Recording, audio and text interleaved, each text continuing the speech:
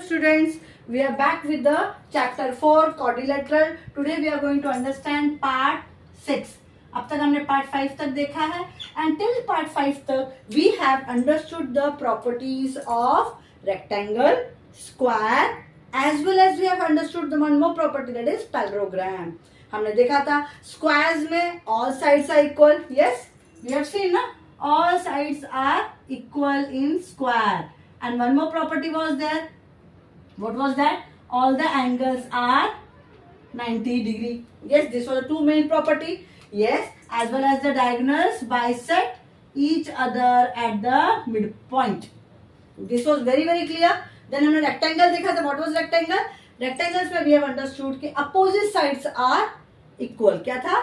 Opposite sides are equal as well as the diagonals bisect each other. Okay, not at the midpoint हो सकता, लेकिन diagonal bisects each other. Yes, वो भी midpoint ही था because उसके भी सारे angles was 90 degree. Yes, then we have understood the parallelogram. Parallelogram ने बोला भाई हम भी वही हैं, हमारा opposite sides are parallel. Yes, rectangle में भी was opposite side was parallel. Parallelogram में भी भैया हमारा opposite sides was parallel. Okay, and opposite sides parallel थे, इसलिए opposite sides भी equal थे. This was very clear. But वो 90 डिग्री नहीं थे क्या? हमने एक बार प्रॉपर्टीज हमने रिवाइज की हुई है ऑलरेडी. यस, सारी प्रॉपर्टीज आपको अच्छे से याद होनी चाहिए. सी हम लास्ट में एक बार ब्रश अप करेंगे सारी प्रॉपर्टीज. ओके, लेकिन अभी तक हमको याद होगा opposite sides of the parallelogram was equal, opposite sides of parallelogram was parallel and in parallelogram जो एडजेसेंट साइड से याद है एडजेसेंट एंगल्स जो थे वो हमने सम किया तो उसका वो 180 था एंड अपोजिट एंगल्स वो इक्वल थे. Are understanding? ऑल एंगल्स नहीं, लेकिन opposite angles was equal. Yes, तो कुछ प्रॉपर्टीज स्क्वायर की रेक्टेंगल में आ चुकी थी, कुछ प्रॉपर्टीज रेक्टेंगल की पैरेललोग्राम में आई हुई थी. यस, तो पैरेललोग्राम के पेट के अंदर स्क्वायर भी था और रेक्टेंगल भी था. Okay, now they are saying, so अब तक इतना समझ में. अब वो कह रहे हैं yes all sides are equal, all sides are equal. क्या लेकिन जरूरी है 90 डिग्री होना? मतलब they are saying suppose this is A B, okay, and then I am drawing 150 degree. एक 50 डिग्री ड्रॉ करते हैं हम लोग. 0 10 20 30 40 50. ओके, एक 50 डिग्री ड्रॉ कर लिया मैंने.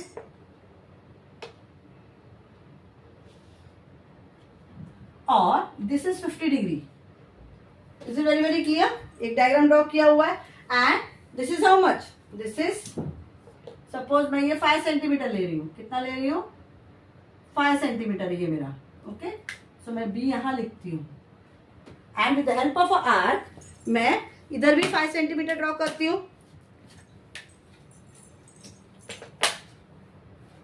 मेजर करके आइदर उस लाइन से मेजर कर लो या अपने सर्कुलर से लेके 5 सेंटीमीटर ले लो और उधर एक कट मार दो.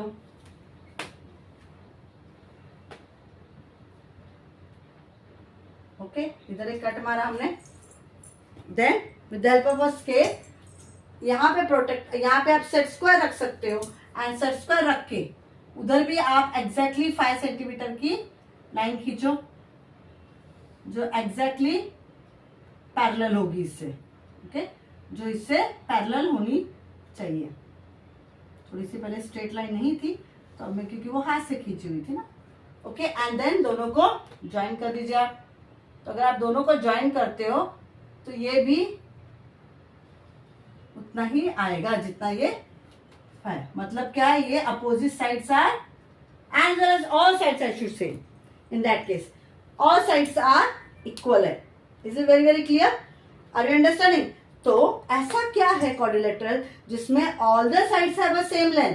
अगर ये 5 सेंटीमीटर है एंड ये भी 5 सेंटीमीटर है, ये भी 5 सेंटीमीटर है, ये भी 5 centimetre, all sides are equal है बट 90 डिग्री नहीं है. So the quadrilateral in which all sides have a same length but they are not 90 degree angles में, सो इट्स अ रोम्बस. क्या है ये?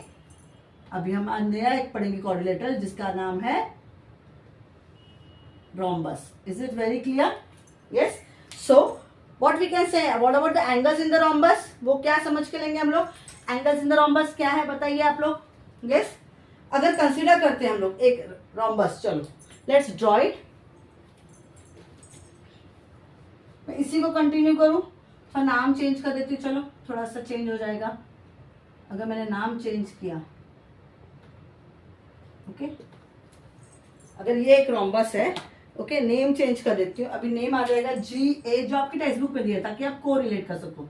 GAME है, okay, GAME, and there is a diagonal is also there, okay. But अगर ये diagonal है, consider करते हैं ये रोम्बस, क्या रोम्बस का नाम है? GA रोम्बस, जिसके all sides are equal but angles are not 90 degree. है क्या वो angles 90 degree? Let's check it. अगर ये इसमें है, अगर ये डायगोनल है, ओके, आर यू अंडरस्टैंडिंग? तो इमेजिन करो, कंसीडरिंग रोम्बस जिसमें हमने एक ट्रायंगल लिया है, ट्रायंगल GAE लिया। कौन सा ट्रायंगल लिया हमने? GAE, ये वाला ट्रायंगल, यस। एंड एक ट्रायंगल ले लो और ट्रायंगल MAE, G के अपोजिट होता है M, यस, वो हमने एक ले लिया है, एक GME ले लिया और ये एक ले लिया। अभी GE देखो, ये GE and GA, can you see GE and GA, they are equal. ये दिख रहा है ना, GE एंड GA वो इक्वल है। Very very clear. अगर ये इक्वल है, ओके, उसमें कॉमन साइड क्या है? EA, क्योंकि रोम्बस के ऑल साइड्स इक्वल होते हैं, तो ये और ये भी इक्वल हुआ है, ओके। देन EA देखो, वो EA कॉमन है, ये कॉमन हो गया। और EM किससे इक्वल होगा? GEM, GE जो है, ये जो GE MA से इक्वल हो गया ना, sorry, I am extremely sorry. GE जो है, ये GE किससे इक्वल हो गया? अपोजिट साइड्स ना, सेम है। ट्रायंगल को मैंने ऐसे रखा, ये ट्रायंगल को ऐसे रखा है, तो ये MA आएगा इधर, एंड इधर EM जो है, EM वो किससे इक्वल होगा? वो GA से इक्वल हो जाएगा। अगर ये दोनों ट्रायंगल से देख लो, यहां से भी दिखता है GE है, उसके लिए मुझे नाम में तो चेंजेस लाना है क्या? नहीं, MAE बराबर है, यस। तो GE किससे का हो गया? ME से, GA, ओके, GA ME हो गया, और GE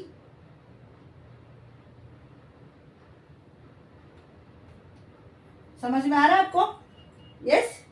अगर ये इससे इक्वल हो गया है, MA से इक्वल हो गया है, EM हमारा इससे equal, because opposite sides are equal in rhombus में, yes, all sides are equal in fact, तो वो सामने सामने है तो वो इक्वल ही है, और ये कॉमन हो गया हमारा।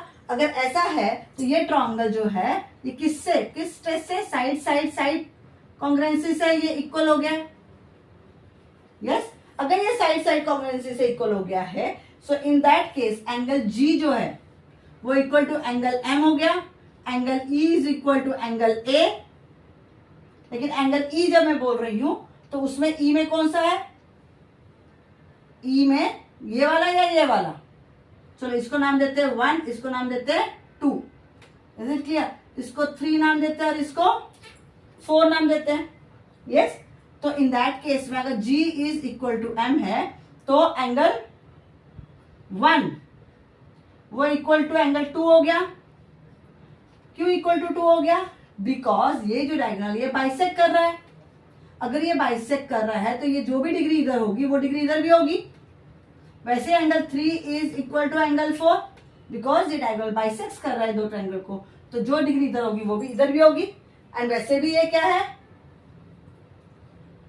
corresponding parts of congruent triangle है। Are you understanding? I repeat again, जब भी GAE एंड MAE से हम बात कर रहे हैं, तो ये 3 साइड्स कॉमन हो गए। ये तो वेरी वेरी क्लियर है, हमको समझ में आ रहा है। लेकिन इसके साथ साथ corresponding पार्ट कौन सा है? एंगल G जो अपोजिट एंगल्स है, यस, वो इक्वल हो गए, अपोजिट में दिख रहा है, yes. Angle 1 is equal to angle 2 हो गया। क्यों एंगल 1 इज इक्वल? सी हमने कैसे बात किया, अगर मैं इसको GAE लिखती हूं, तो ये ट्रायंगल कैसे आया है? ओके, ये G, ये E और ये ई हो गया। तो मेरे को जब ये दूसरा ट्रायंगल में लिखूंगी वो भी सेम उसी पैटर्न में लिखना पड़ेगा मुझे।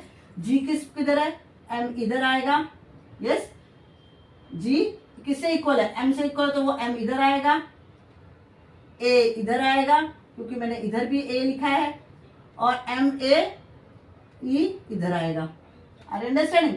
तो अगर इसको मैंने 1 2 दिया तो ये 1 है, ये 2 है, ओके, ये जी तो एम है ही, और ये ए में ये 3 है और ये 4 है। अब समझ में आ रहा है ये डायग्राम? Are understanding? इसको मैंने थोड़ा सा ऐसे रखा है, ओके। और जब इस तरह लिखते हैं तो इस तरह लिखने पे definitely 1 is equal to 2 and 3 is equal to 4, है कि नहीं? ये corresponding parts of congruent triangle है। ये तो वेरी वेरी क्लियर हो गया। लेकिन अगर आप देखो ना इन ट्रायंगल, यहां तक समझ में आ गया? Yes, this is very very clear, ये समझा? तो अगर दीज आर द फैक्ट्स है तो इसका मतलब क्या हो गया? We can construct 4 equal angles form by the diagonal A के साथ। यस, या एक अलग डायग्राम हम बनाएंगे यहाँ पे, पर यहाँ रोम्बस की प्रॉपर्टी समझ में आ रही है आपको? रोम्बस की प्रॉपर्टी क्या है? अपोजिट एंगल्स जो है वो इक्वल है। Is it clear? As well as उसका रोम्बस में क्या है? All sides are equal, okay. तो उन्होंने कहा क्या, कंस्ट्रक्ट करो एक पैरेललोग्राम और यू कैन से 1 क्वाड्रिलेटरल आप कंस्ट्रक्ट करो जिसका नाम दे दो A B C B, okay. और ये बाइसेक्ट कर रहा है तो ये अगर ए है तो ये ए, क्योंकि दोनों इक्वल है, ये 50 डिग्री है, ये हमारा इक्वल, ये इक्वल है, ऑल साइड से इक्वल है, यस। अब इसमें देखो एंगल 1, अच्छा उधर भी देख लो, angle 1 plus angle 3, angle 1 plus angle 3 plus 50 degree, can you see this one? वो 180 होता है कि नहीं? यस। तो अगर 1 and 3 अगर हमारा देखोगे, these are the angles of the angles which are opposite to the equal sides. तो 1 and 3 तो इक्वल ही है, 2 1 हो गया, is equal to 180 minus 50 that is equal to 130 हो गया। तो angle 1 divide by 2, angle 1 is how much? 6 2 12 और 65 डिग्री हो गया। यस, हमारा एंगल 1 कितना हो गया? 65 डिग्री हो गया। अगर एंगल 1 65 है तो एंगल 2 भी 65 ही होगा। अगर ये है, ये भी 65 हो गया है। Are you understanding? एंगल 3 कितना है हमारा? बिकॉज हमने बोला है कॉरस्पॉन्डिंग एंगल 3 कितना है? वो भी 65 ही होगा। तो एंगल 4 कितना हो जाएगा? वो भी 65 ही हो जाएगा, because angle 3 and angle 4 is equal है। तो अगर ये 65 है मतलब कितना हो गया? वो 130 हो गया। Are you understanding? तो अगर ये 130 है तो ये भी 130 है, ओके। अगर ये दोनों 65 है तो मैं 65 plus 65 plus angle M is equal to 180 लिया। तो एंगल एम क्या हो जाएगा? 180 minus this is how much? 130। कितना आया? मेरा 50 है। तो ऑटोमेटिकली ये मेरा 50 आ गया। तो can you see opposite angles are equal है। ऐसे भी आप प्रूव कर सकते हो। Are you understanding? So in rhombus opposite angles are, या ये डायग्राम से करो या ये डायग्राम से भी कर सकते हो। तो opposite angles are equal. Is it very very clear? Understanding? So मैं कॉन्सेप्ट ऑफ रोम्बस क्यों समझा रही थी आपको? ताकि आपको प्रॉपर्टीज समझ में आए। क्या प्रॉपर्टीज हमने देखी? हम अगर देखेंगे इस बाइसेक्ट करके, ओके, एंड डायगोनल्स को, तब हमने जीएई एंड एमएई लिया। फिर हमने ये 3 साइड से कॉन्ग्रुएंसी प्रूफ की है। देन हमने कॉरस्पॉन्डिंग पार्ट्स देखे हैं। कॉरस्पॉन्डिंग पार्ट्स के अलावा अगर हम इस ट्रायंगल में भी जाते हैं तो भी क्या दिख रहा है? अगर ये कॉरस्पॉन्डिंग पार्ट्स है, हमने एंगल्स फाइंड आउट करने की कोशिश की है। तो क्या ये रोम्बस में एंगल्स अपोजिट इक्वल है? Yes, in the rhombus opposite angles are equal. Are you understanding? Is it very very clear? ये समझ में आ गया आपको अच्छे से? लेकिन अगर ये आप डायग्राम देखो, ओके, मैं इधर एक डायग्राम में इधर आपने क्या उधर नहीं लिख रही इसलिए इधर लिख रही हूँ। 1 2 किया, इधर 3 4 किया। अभी हमने क्या कहा? 1 and 2 आर इक्वल बिकॉज ये बाइसेक्ट कर रहा है। बट अगर आप देखोगे इधर खास करके, अगर ये दोनों पैरेलल है और ये ट्रांसवर्सल जा रहा है, is it very very clear? अगर ये ट्रांसवर्सल है तो अगर ये ट्रांसवर्सल है, ये और ये पैरेलल है, ये और ये पैरेलल है, ये ट्रांसवर्सल है, तो angle 1 is also equal to angle 4 and angle 2 is equal to angle 3। क्यों? क्योंकि ये ऑल्टरनेट एंगल्स है। है कि नहीं? ऑल्टरनेट एंगल से क्यों? कभी जब भी ये क्या होगा,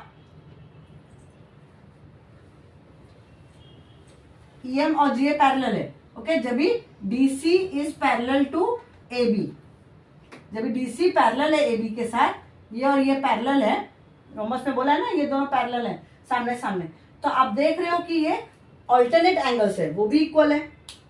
आर यू अंडरस्टैंडिंग? और ये तो है ही, ये पैरेलल है, वैसे ही 3 इज पैरेलल टू 2 है।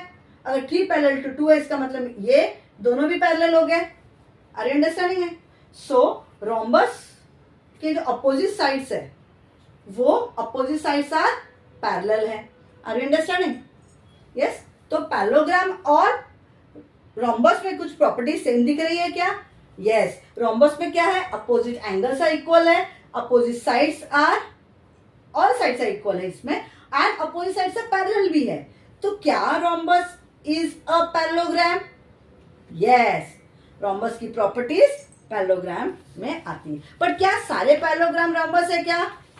नहीं, सारे parallelogram is not rhombus, because parallelogram में ऑल साइड्स नहीं है इक्वल, अपोजिट साइड्स है। पर ये बोलता है ठीक है ना, एटलीस्ट साइड्स तो है। चलो मैं explain you with the help of a Venn diagram.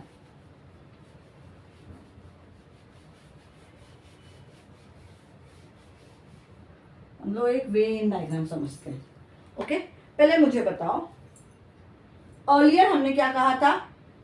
Earlier सबसे पहले हमने क्या कहा था? एक स्क्वायर है जिसकी सारी प्रॉपर्टीज मोस्टली वो रेक्टेंगल के साथ मैच होती है। रेक्टेंगल अपोजिट साइड्स इक्वल है, तो भैया स्क्वायर में भी अपोजिट साइड तो इक्वल है ही, ऑल साइड है लेकिन अपोजिट साइड इक्वल ही है।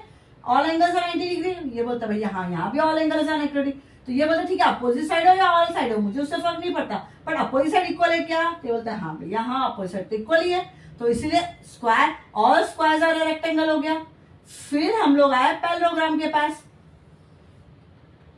ओके, पैरेललोग्राम क्या बोलता है? बोलता है व्हाट इज पैरेललोग्राम की प्रॉपर्टी क्या है? क्या तुम्हारे इसमें एडजेसेंट साइड्स वो 180 है क्या? नहीं है। क्या अपोजिट साइड्स पैरेलल है क्या? हाँ भाई है। क्या तुम अपोजिट साइड्स इक्वल है? हाँ है। Is it clear? तो रोम्बस की जो रेक्टेंगल और स्क्वायर की प्रॉपर्टीज जो है वो पैरेललोग्राम में आ चुकी थी। इससे पैरेललोग्राम के पेट में एक रेक्टेंगल एंड स्क्वायर था, पर अब कौन आ गया बीच में? रोम्बस आ गया। तो रोम्बस की प्रॉपर्टीज के साथ थोड़ा मिसमैच हो रहा है, तो अब थोड़ा सा डिफिकल्ट बनेगा। कैसे बनेगा डिफिकल्ट? देखते हैं, समझो। थोड़ा सा कॉम्प्लिकेटेड हो गया। अब रोम्बस आया ना, देखो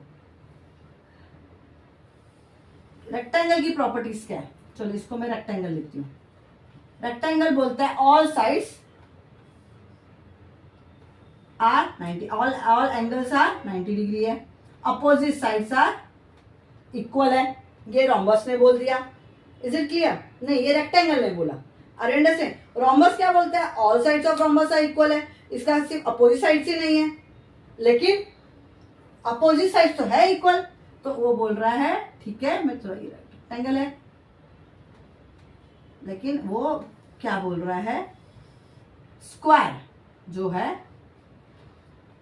स्क्वायर में क्या होता है? ऑल साइड्स आर इक्वल, तो रोम्बस में भी ऑल साइड्स आर इक्वल है। एंगल्स आर 90 डिग्री, ये बोलता है angles are not 90 degree, but yes you can say कि क्या है मेरे यहाँ पे opposite sides are parallel to each other and all sides are equal, तो ऑल साइड्स ऑफ इक्वल इधर से रोम्बस ने ले लिया। समझ में आ रहा है? सो कह सकते हैं सारे स्क्वायर्स वो रेक्टेंगल है, सारे रेक्टेंगल्स की प्रॉपर्टी रोम्बस में आ रही है।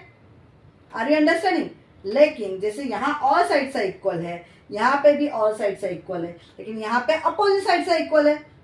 समझ में आया? लेकिन पैरेललोग्राम का क्या है? पैरेललोग्राम ये सारी प्रॉपर्टीज लेता है। पैरेललोग्राम के पास ये सारी प्रॉपर्टीज को मतलब है। ओके, वो रेक्टेंगल से भी प्रॉपर्टीज लिया। All squares are rectangle, yes भाई। All rectangles are parallelogram, yes भाई। यस, रोम्बस भी है क्या? यस। सो रोम्बस की प्रॉपर्टी क्या है? All sides of the rhombus are equal, the opposite sides of rhombus are parallel to each other, yes. Adjacent sides add up करेंगे तो of course ना एडजेसेंट साइड, देखो अगर ये पैरेलल इससे है, ओके, अगर मैं एक रोम्बस बनाती हूं, देखो ये इससे पैरेलल है, ये इससे पैरेलल है, इज इट क्लियर? लेकिन अगर ये पैरेलल है, ये पैरेलल है, तो ये क्या है? ट्रांसवर्सल है। और जब भी ट्रांसवर्सल होता है, ये जो बाजू के जो है, इसको एंगल 1 एंड एंगल 2, तो angle 1 plus angle 2 is always 180 degree होता है। ये आपको याद रखना है। And opposite angles are equal है क्या? यस भाई, अपोजिट एंगल्स को अभी हमने प्रूव किया, ये और ये इक्वल हो रहा है रोम्बस में। अपोजिट एंगल्स रेक्टेंगल में भी सेम है, हालांकि उनकी तो 90 डिग्री है, लेकिन अपोजिट एंगल्स तो सेम ही है, स्क्वायर में भी सेम ही है। Are you understanding? फिर बोले कोई भी शेप हो दो। अब डायगोनल्स जो है, देखो स्क्वायर में क्या हुआ? Diagonals bisects at the mid point, exactly at 90 degree था। रेक्टेंगल बोला कोई भी एंगल होता है, मुझे रेक्टेंगल बनने से मतलब है, तो उसका वो प्रॉब्लम नहीं था। इधर भी रोम्बस क्या बोला? पैरेललोग्राम में क्या था? मिड पॉइंट ही था, बराबर मिड पॉइंट था, लेकिन एक बड़ा था एक छोटा था, लेकिन उन्होंने कहा था वो बाइसेक्ट कर रहे हैं, ये वेरी क्लियर था। अभी जो रोम्बस है वो भी बाइसेक्ट ईच अदर कर रहा है, फिर एक छोटा होगा और एक बड़ा भी हुआ, उससे रोम्बस को नहीं फर्क पड़ता। और diagonals of rhombus bisects is angle. Is it very very clear? तो ये भी अगर, क्योंकि ये स्ट्रेट नहीं है ना, अगर आप ध्यान से देखोगे तो ये वाला छोटा है और ये वाला बड़ा है, लेकिन वो बोल रहे हैं ये इससे इक्वल है और ये इससे इक्वल है, इसका मतलब वो बाइसेक्ट ईच अदर कर रहा है। समझ में आया आपको प्रॉपर्टीज ऑफ रोम्बस? सो उन्होंने आगे डिडक्शन 10, मतलब वो भी एक प्रूफ करने को बोला है। What can we say about the angles form by the diagonals of rhombus? Angles form by the diagonals of rhombus. चलो एक बार ये करके देख लेते हैं। ये समझ में आ गया वेन डायग्राम? ओके,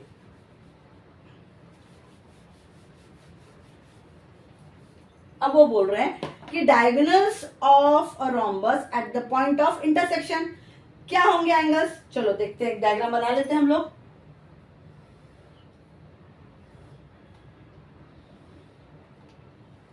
एक रोम्बस बन गया, ये देखोगे आप सबसे बड़ा है ये डायगोनल, पर उससे हमें मतलब नहीं है, ये छोटा है, लेकिन वो इंटरसेक्शन जहां पे हो रहा है, पॉइंट ऑफ इंटरसेक्शन पे, वो क्या दिखाना चाहता है? Let's understand. आज हमने कहा है कि ये इससे इक्वल है, ये इससे इक्वल है, एक नाम दे देते हैं GAME दे दूं, GAME, यस। और दो ट्राइंगल ले लो, ट्राइंगल G, एक मिड पॉइंट ले लेती हूँ, okay, GEO, can you see this triangle? Okay, and triangle कौन सा है दूसरा? MEO, एक MEO, ये वाला ट्राइंगल ले लिया मैंने, दोनों ही बाजू के ट्राइंगल्स लिए हमने। ध्यान से देखो, अगर दो ट्राइंगल, ये क्यों लिया हमने? देखो एंगल यहाँ पे देख लो, एंगल पहला एंगल GOE दिख रहा है आपको? GOE, ये वाला इज इक्वल टू MOE, बराबर। पर क्यों बराबर है? क्यों ये इक्वल है? वो बोल रहे हैं क्योंकि देखो, अगर आप GEO ले लो और MEO ले लो, तो यहां पे देखो OE जो है इज इक्वल टू OE, ये कॉमन साइड है ना, ये इक्वल हो गया। फिर GE देख लो, GE is equal to ME, क्योंकि ये क्या है? साइड से जो इक्वल है, ऑल साइड से इक्वल है ना, तो मैं GE is equal to ME लिख देती हूँ। ये एक समझ में आ गया।